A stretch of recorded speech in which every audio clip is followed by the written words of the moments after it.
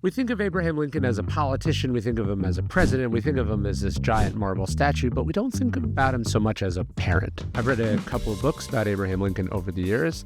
That's always something that struck me about him, that he was not just a parent, but a very conscientious parent, someone who wanted to be good at it, partly in response to his own dark childhood. What is some parenting advice that Abraham Lincoln might be able to offer us? And that's what we're going to talk about in today's episode.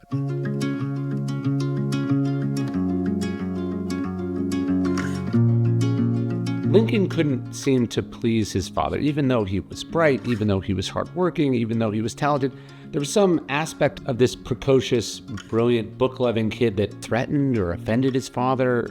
He would destroy his son's books. He whipped him for neglecting his duties in the field and choosing to read. He wanted to keep his son there and not lose him to the world of ideas or the big city. Lincoln, when he became a father, though, took the exact opposite tack. He encouraged his kids. He sent his son to Harvard. He supported them, even though one of them was actually a slow learner. He gave them a big place in his life. They ran roughshod over his office. They could interrupt him at any time with stories. He played pranks with them. Lincoln's law partner said that if Lincoln's kids had shit in his hat and rubbed it on his boots, Lincoln would have laughed and thought it smart. His own father, there was nothing he could do that pleased him, nothing that made his father proud. And Lincoln went the exact opposite direction. He loved everything about his kids. He was proud of the smallest thing. He saw so much potential in them. So the question for you is, what kind of parent are you going to be?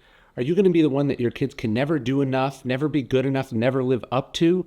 Are you going to be the one that supports them, that loves them unconditionally, that loves them while you can? In the end, Thomas Lincoln died estranged from his son, and Lincoln's last days were spent with his children. So again, which of those parents do you want to be?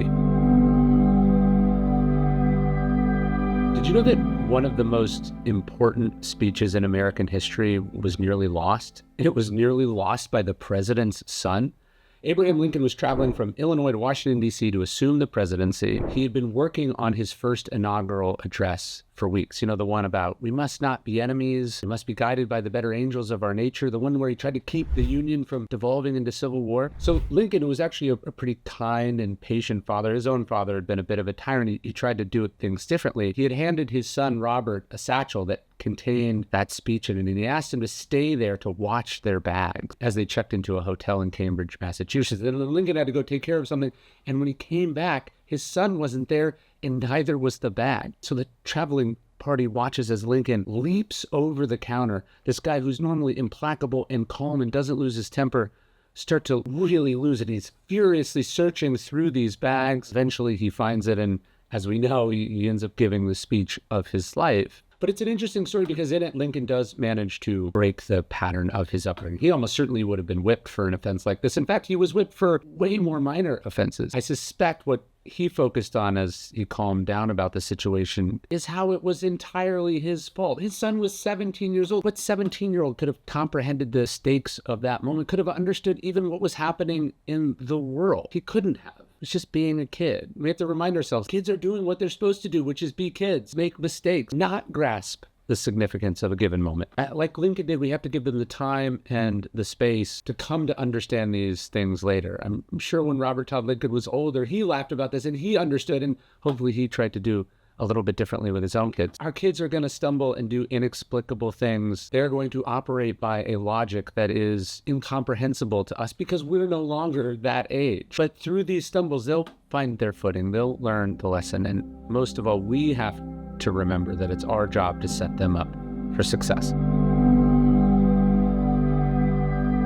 One of Lincoln's great biographers, David Herbert Donald, talks about how Lincoln spent so much more time with his children than men of that time. He spent so much time with his kids that he was criticized for it. People said he was wife whipped and henpecked because he was seen in Springfield like carrying his kids around, pulling them in a wagon, actually doing the parenting job. It's interesting to think that these stereotypes, they go way back. The best parents, the most confident people, they don't think about them because what matters is the job. What matters is the responsibility that you've taken on.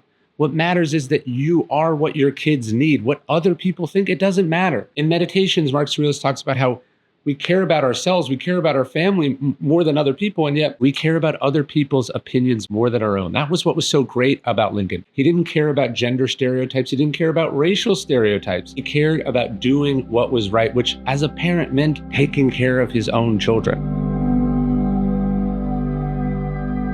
We don't know that much about how Lincoln taught his kids, but if Lincoln talked to his kids the way he talked to the people in his life, what we know is that he relied heavily on stories. Lincoln's two favorite books were the Bible and Aesop's Fables. He loved parables. He was famous for when someone would complain about something, someone would ask something of him. Instead of giving an affirmative response, instead of telling them, do this, don't do that, he would tell them a story. He would tell them a story that in a roundabout way would make the point and it would allow them to see it for themselves. They say I tell a great many stories, Lincoln once said with a laugh. He said, I reckon I do, but that's because in my experience, that's how plain people learn. He said they're most influenced through the medium of humorous stories. And that's the other thing. Most of Lincoln's stories were funny. He stole like an artist when it came to joke books and anecdotes. He loved stories of pranks. He loved jokes. There should be zingers in there. We can teach our kids the way that he would have taught his kids, which was through these timeless parables and stories. I wrote two to teach my kids Stoicism, the boy who would be king and the girl who would be free. We have learned through fables for thousands of years for a reason. Marcus Aurelius references one of Aesop's fables in Meditations. This is how we learn. So you want to seek out fables and stories. You don't tell them exactly what to do. You don't tell them it's this way or that way. You tell them a timeless story that illustrates that idea and allows them to come around to it themselves. It was probably the busiest moment of Abraham Lincoln's life. April 1865. The war is coming to a close. The Union Army is closing in on Richmond. And Lincoln writes a letter to his Secretary of War, Edwin Stanton, and he says, my son Tad wants some flags. Could we get him some flags from one of the Navy ships? And then he writes to Gideon Welles, the Secretary of the Navy, could Tad have a Navy sword? It seems like a trivial matter. Lincoln would have been well within his rights to tell his son he couldn't deal with this right now. But instead, here he was asking his work friends for a couple favors to entertain his young son. And a few days later, Lincoln would work out a deal with Tad's mom and a babysitter that Tad could go see a play across town in Washington, D.C. The two had actually always had a very close relationship, especially after the loss of Tad's brother. They slept in the same bed many nights. Lincoln understood that his wife, Mary Todd, was suffering so deeply from her grief that she couldn't be everything her son needed. And so he sort of stepped into that role and did even more than he normally did. They really came together in that year or so. He'd gone out of his way, as we said, to be patient and tolerant of his son's performance in school. He was a loving, even doting father. It's the only mitigating part of Lincoln's tragic end, that in those final days of his life, he had gone out of his way to do something extra, to do something special for his son. He made that affection real. He didn't say, I'll get to it later. He didn't say, oh, he'll understand. He did the thing while he had the opportunity to do the thing, which is a lesson we have to take as parents. Tempus fugit, time flies, memento mori. Life is short. We are mortal. We never know. We don't know we'll get tomorrow. We don't know we'll get another chance. We don't know we'll get another opportunity, not just to tell them how we feel about them, but to show them how much we love them. And that's the beauty of these final touching interactions between a father and his son.